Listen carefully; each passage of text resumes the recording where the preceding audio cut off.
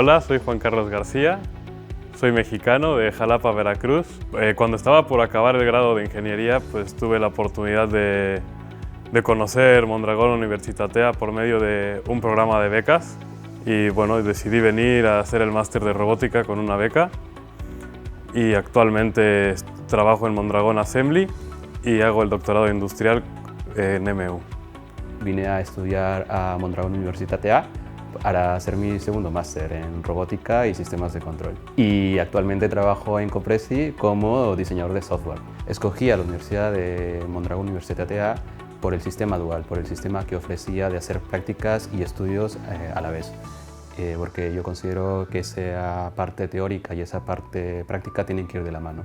Y al encontrar una universidad que ofreciese eso desde un inicio, me pareció súper importante e interesante. Yo cuando empecé a estudiar el máster tuve la oportunidad de también trabajar en Mondragón Assembly.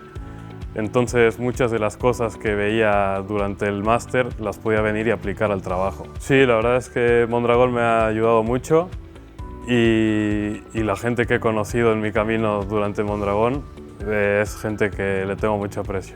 Pues cuando empecé el máster me gustó mucho el apoyo que ofrecen los profesores ante cualquier duda.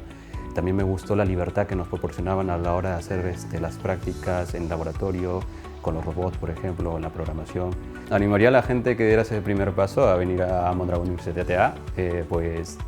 Entiendo que es un poco difícil, hay temor, pero la recompensa es grande al venir a estudiar y tener esta experiencia no solamente educativa, sino también profesional, que tiene la oportunidad de formar parte de una cooperativa que tiene una mentalidad de trabajo fuerte, importante y que lleva muchos años perdurando.